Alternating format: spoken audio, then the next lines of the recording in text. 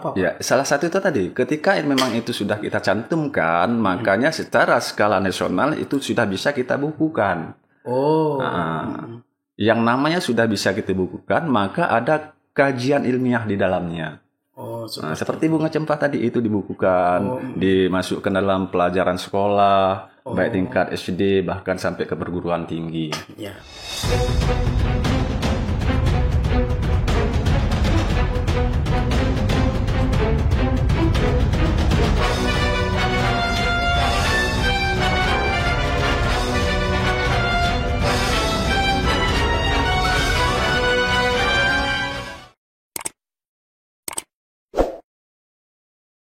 Assalamualaikum warahmatullahi wabarakatuh.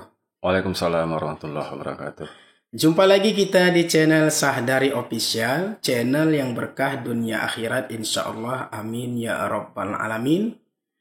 Kali ini kita akan kembali menghadirkan video podcast karena mungkin sudah lama kita tidak ngobrol-ngobrol di podcast. Dan kali ini kita akan ngobrol santai bersama salah satu seniman legendaris yang ada di Aceh Tenggara. Tetapi memang beliau ini jarang sekali diketahui atau dikenal oleh masyarakat luas tentunya. Karena beliau ini membuat karya itu jarang sekali tampil di layar kaca ataupun tampil di yang sudah dirilis lagu ataupun sebagainya seperti itu ya. Nah, siapakah beliau? Beliau yang disebut dengan Kasri LS. Assalamualaikum, Pak. Waalaikumsalam, Pak. Bagaimana kabarnya nih, Pak? Alhamdulillah baik. Masya Allah, luar biasa. Ini kan mungkin kalau masyarakat mungkin belum kenal ya, ataupun belum mengetahui bahwa ternyata Bapak salah satu merupakan seniman legendaris di Aceh Tenggara. Karena Bapak memang kan tidak muncul dari dulu, Pak ya. Muncul mungkin manggung-manggung saja, Pak ya, ataupun membuat karya dan lain sebagainya. Nah, ya baik, langsung saja kita ingin mengenal jauh dulu bagaimana sebenarnya peran Bapak di dunia seniman tentunya. Ya baik, ini kan kita kenal Bapak ini namanya Kasri LS. Pak. Itu sebenarnya nama asli atau nama panggung, Pak? Ya, oke, baik. Jadi kita sebelum menjawab pertanyaan dari Pak Sadari, ya kita tahu sama-sama bahwa hari ini kebetulan ya hari Minggu yaitu bersamaan dengan pelantikan presiden kita. Iya, tanggal 20 Oktober. Maka seyogianya kita ya mengucapkan ya selamat kepada Bapak Haji Prabowo Subianto dan Bapak Gibran Raka Buming Raka sebagai Presiden dan Wakil Presiden RI periode 2024-2029. Ya mudah-mudahan harapan Indonesia seluruhnya ya Bapak Prabowo bersama Bapak Gibran mampu dan bisa membawa Indonesia ini ke arah yang lebih maju kembali. Yang lebih itu baik harapan lagi. kita. Jadi, ya baik Pak. Mengenai pertanyaan Bapak yang barusan tadi, yaitu Kasri LS tadi Pak ya. Ya. Kasri LS itu sebenarnya nama panggung saya itu Pak. Oh, nama panggung. Kalau nama lengkapnya Kasri Noval. Kasri Noval. Iya begitu. Ya jadi kenapa muncul ada Kasri LS? Ya biasa itu Pak. Kalau kita di sini yang namanya seniman-seniman lokal Aceh Tenggara biasa ada ujungnya seperti Asri TJ, Azon Dipa, Mukat Prata dan lain-lain sebagainya. Itu teman-teman kita. Jadi saya juga membuat seperti itu Kasri LS. Yaitu Kasri itu udah ya dari nama saya sendiri dan LS-nya itu saya ambil dari dusun saya sendiri. Kalau desanya Kota Batu Baru tapi dusun saya kebetulan Lawi Semong. Maka disingkat dengan LS. Berarti LS itu Lawi Semong begitu. Jadi selanjutnya lagi tadi ada pertanyaan bagaimana peran saya di medan seni ini. Yang pertama, seni ini saya geluti sebenarnya sudah lama, sekalipun memang seperti yang dikatakan Bapak barusan tadi, di layar kaca ataupun di video-video lainnya saya jarang muncul, bahkan tenggelam bersama kali tidak ada nampak begitu kan Pak? Pernah muncul nggak Pak? Artinya ini Pak, selama Bapak menggeluti dunia seni, kira-kira pernah nggak di masa Bapak itu memang Bapak pernah membuat album atau membuat lagu yang direkam ataupun sudah di VCD-kan waktu itu? Kalau sudah direkam ya pernah. Oh, pernah. Kalau saya tidak salah itu album saya namanya Mesemban. Oh, Di Mesemban. tahun 2001. 2001 Iya, itu 2001. lagu yang kasetnya itu masih kaset tape, Pak. Ya masih tip masa itu pakai ya. pita tuh, Pak. Iya pakai pita. Tapi cara perekamnya sudah di CD kan seperti itu. Udah Nah, disediakan. baru-baru muncul itu bersama aransemennya pada saat itu yaitu almarhum Suherman Beruh. Oh iya, Suherman Beruh. Suherman Beruh. Kenapa saya pilih beliau? Karena pada saat itu masih minim sekali yaitu rekan-rekan kita yang bisa memprogram. Iya, program. Makanya kita ambil beliau. Dan saat itu beliau masih barusan saja rekaman dari Medan yaitu Alpha Band. Alpha Band. Begitu ceritanya, singkat ceritanya, Pak. Ya, jadi kira-kira Bapak ini kan mungkin banyak juga sudah menulis lagu, Pak ya. Insya Allah. Mungkin bisa juga Bapak sampaikan kira-kira lagu-lagu yang mungkin umumnya orang ketahui itu, tetapi orang tidak tahu bahwa itu lagu ternyata karya Bapak juga yang membuat lagunya seperti itu. Iya. Mengenai ini, Pak, kalau saya ucapkan secara detail nanti otomatis saya itu sudah menjatuhkan sepihak kan gitu. Padahal kita kan secara ikhlas dan secara kebersamaan dan kekeluargaan kita sudah mencerahkan. Bahkan mereka sudah memang mencoba untuk merubah sedikit-sedikit. Oh, gitu. Jadi mungkin hak patennya nggak bisa kan. Walaupun mereka itu sering datang ke saya, baik dijumpa di warung-warung, bahkan ke rumah, seperti apa misalkan. Ya artinya gini, Pak, artinya lagu-lagu yang sudah pernah Bapak ciptakan atau buat itu memang diberikan secara secara ikhlas atau bagaimana teknisnya atau bagaimana sehingga mungkin nama Bapak tidak dicantumkan ya sebagai pencipta lagunya dalam album tersebut atau bagaimana, Pak? Saya diberikan secara cuma-cuma karena begini, dan bahkan mereka yang membuat nama tersebut karena saya kalaulah lagu itu belum dilengkapi dengan notasi angka, notasi balok dan notasi huruf, maka itu masih sifatnya bebas begitu.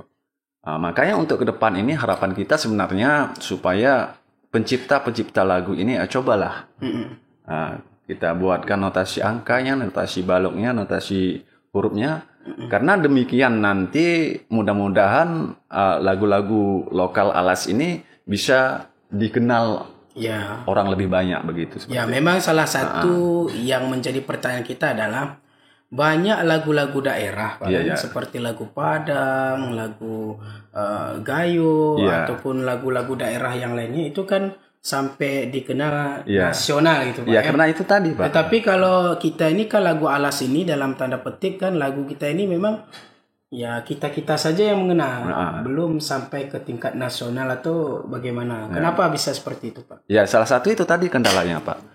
Bahkan kita seluruh Aceh ini yang dikenal secara nasional itu barangkali salah satunya hanya Bunga Cempa gitu. Bunga Cempa. Karena itu sudah dirilis sedemikian rupa, ada notasi angkanya, ada notasi baloknya, bahkan ada notasi hurufnya. Jadi saya pikir di situ salah satu kendala mungkin teman-teman yang belum berpikir sejauh itu. Makanya saya terpanggil kembali untuk hadir sekarang ini. Bagaimana supaya untuk ke depan ini ya itu kita cantumkan. Tidak pun nanti secara totalitas, maksudnya keseluruhan lagu, paling tidak nanti salah satu lagu yang bisa kita munculkan di skala nasional. Dengan mencantumkan notasi angka, notasi huruf, dan notasi balok tadi. Bahkan ketika itu sudah kita cantumkan, maka mereka grup-grup band skala nasional yang tidak pernah mendengar lagu itu bisa di aransemennya sesuai dengan harapan kita. Ini kan saya kurang paham juga Pak ya masalah notasi angka, notasi seperti Pak jelaskan tadi kan. Karena kalau di zaman sekarang ini kan kalau lagu itu kan umumnya nanti dirilis tuh di YouTube, Pak. Jadi apa pengaruhnya seperti yang Bapak bilang tadi? Harus ada notasi ini, ada notasi angka dan lain sebagainya. Sementara saya lihat di YouTube itu Nggak pernah saya ketahui misalnya harus ada not ini, not ini. Nggak ada Pak. Tapi viral juga Pak lagunya. Dikenal juga sampai tingkat nasional itu.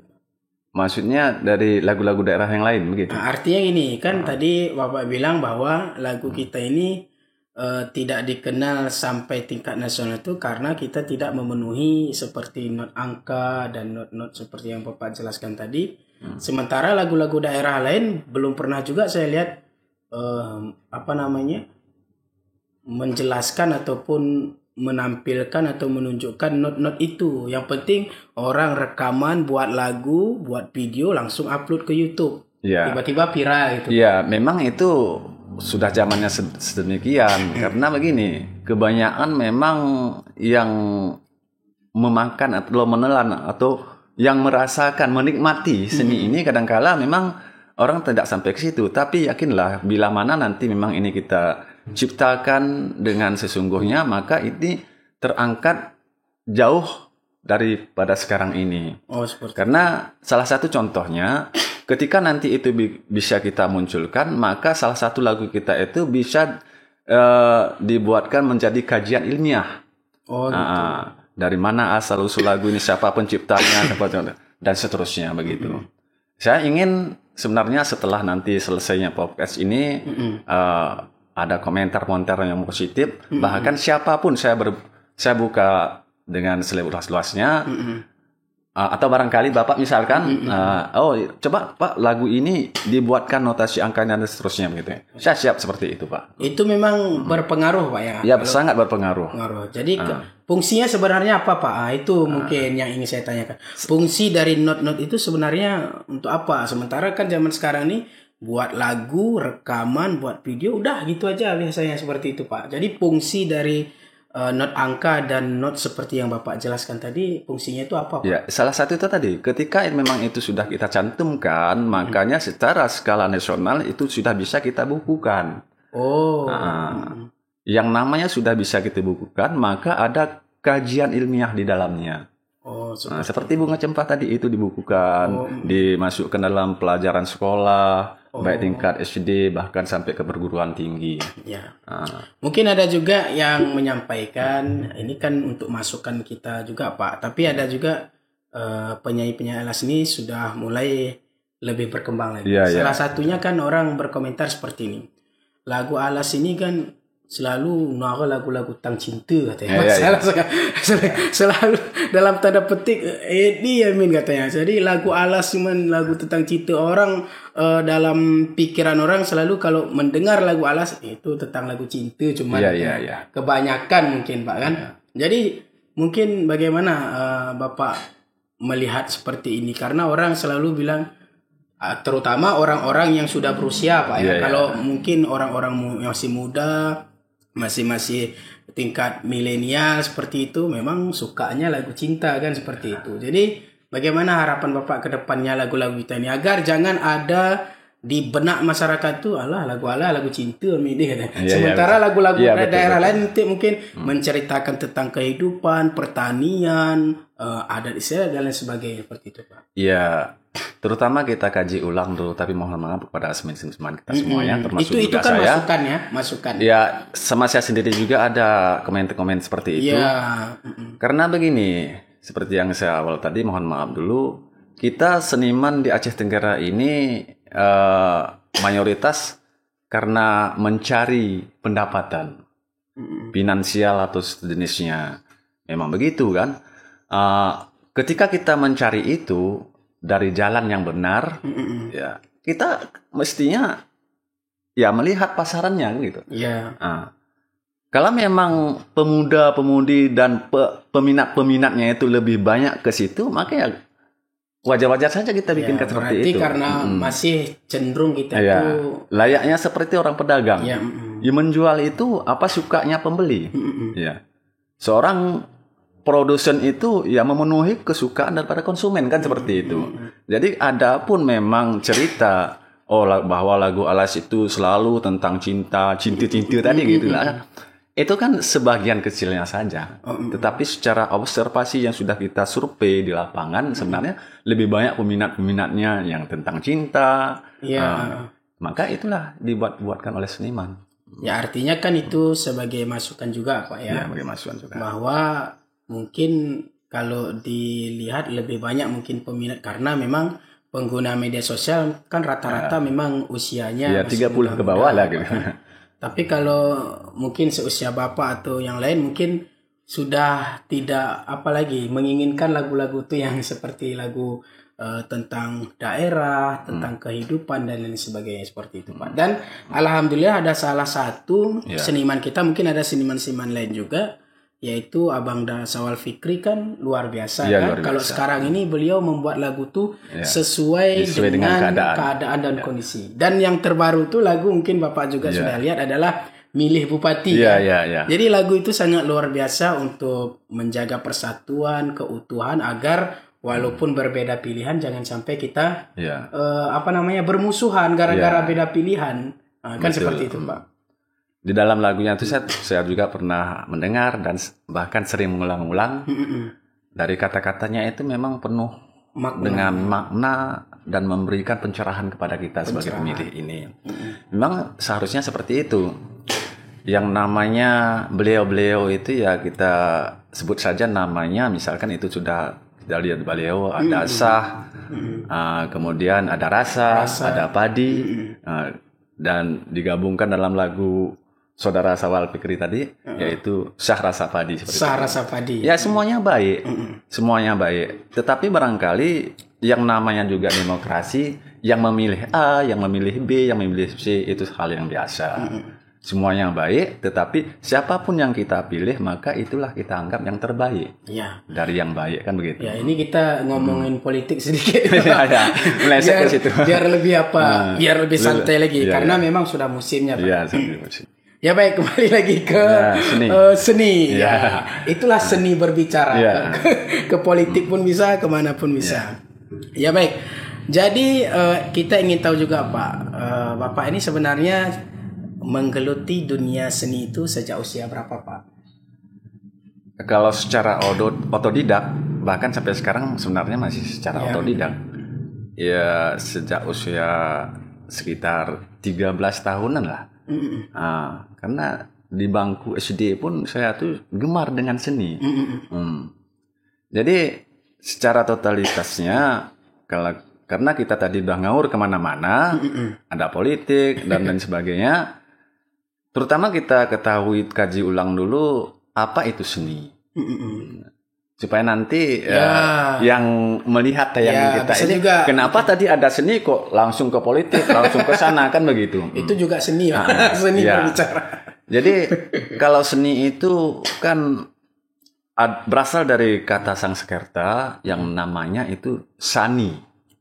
Sani. Sani itu adalah memuji, memuji. Makanya seni itu juga banyak sekali dibawakan ke adat, baik itu secara tradisional maupun spiritual. Ada seni mengaji, ada kori dan lain sebagainya. Begitu juga kalau seni ini awalnya dulu memang kita ketahui ya ada 3 cabang, yaitu kalau sekarang sudah menjadi 5. Yaitu cabangnya seni musik, seni tari, seni rupa, kan itu awalnya. Kalau sekarang sudah ditambah seni teater dan seni sastra. Makanya tadi kalau memang kita melebar ke politik, ya mungkin itu bagian daripada sastra, memberikan pencerahan kepada. Ya semuanya kompleksnya itu adalah perspektif daripada seni itu sendiri. Kemudian nih Pak, mungkin Bapak bisa juga melihat bagaimana susah senangnya berseni di masa era Bapak dengan masa sekarang nih. Kalau dulu kan misalnya kalau kita ada lagu ataupun hal-hal yang ingin kita tampilkan tuh bisa kita buat kasetnya, kita buat VCD-nya, dan lebih kurangnya bisa menghasilkan buat seniman-seniman kita. Kalau sekarang ini kan kaset nggak laku lagi, Pak. VCD nggak ada laku lagi, kan nggak ada lagi yang menjual VCD sepertinya. Kalaupun ada mungkin hanya sedikit saja. Nah, jadi melihat kondisi dan keadaan sekarang ini, kira-kira bagaimana Pak? Lebih enak di kondisi zaman dulu atau yang sekarang ini serba YouTube ya gitu, Pak? Ya baik. Tapi saya sebelum menjawab itu saya bisa minum dulu. Oh, minum dulu ya. Memang dipersilakan, Pak. Ini kerongkongan. Iya. Maaf dulu udah keteras. Dari tadi saya, Pak, minum, Pak. Iya, oke. Ini baru lega, Pak. Ya, santai aja, Pak. Ya, kalau ada boleh kita membandingkan pada era dulu dengan sekarang ini di bidang seni ini, seperti dulu ada kaset, ada VCD dan lain sebagainya. Kalau sekarang ini kan lebih praktis atau instan. Tapi kalau secara praktisinya tidak jauh beda itu. Nah, hanya saja mungkin secara pemasarannya itu agak mudah sekarang daripada dulu. Karena dulu kan kalaupun ada kita mendapatkan penghasilan yang kita harapkan dari situ, harus terjual dulu ini, harus terjual dulu ini. Kalau sekarang ini banyak medsos, banyak YouTuber, dan bisa kita masukkan, bisa kita upload, dan itu juga kan ada masukan juga. Cuman kalau sekarang ini kadang-kadang harapan kita sebenarnya banyak orang yang coba-coba saja bisa muncul. Ya. Yang kita apakan, yang kita sedikit kesalkan, orang yang ingin coba-coba aja bisa viral. Iya, betul. Padahal life skill-nya mungkin bisa, mohon maaf bagi mereka yang seperti itu ya. Ada saudara-saudara kita memang sudah tahu dia bagaimana seni itu dan segala macamnya, dia tidak ada apa. Walaupun dia buat, karena ini orang peminat seni itu kadang-kadang tidak dinilai dari estetika seni itu, hanya dinilai dari kegembiraannya aja, suara aja. Nah, kadang-kadang itu yang bisa muncul. Seperti contohnya kalau saya di sini misalkan legendaris kita Pak Samandari misalkan, bisa saja nanti ketika beliau itu muncul di YouTube ataupun di sejenisnya, beliau itu bisa ditindis oleh yang baru-baru muncul ini. Padahal pengetahuan tentang itu ya jelas dan nyata kita sudah tahu. Satu lagi, di zaman sekarang ini kan serba instan, Pak ya. Iya, serba instan. Artinya buat musik, buat lagu tuh memang lebih praktis dan lebih mudah. Iya. Makanya kadang-kadang karya sekarang pun karya instan, Pak. Iya. Hasilnya pun hasil instan. Itu ya. Jadi kadang-kadang mohon maaf dalam tanda petik sering juga kita obrolkan dengan seniman yang lain. Kadang-kadang seniman-seniman yang berpotensi itu tidak bisa muncul lagi, misalnya kan seperti Abadi, seperti penyanyi senior tidak muncul lagi karena keterbatasan dengan zaman sekarang ini.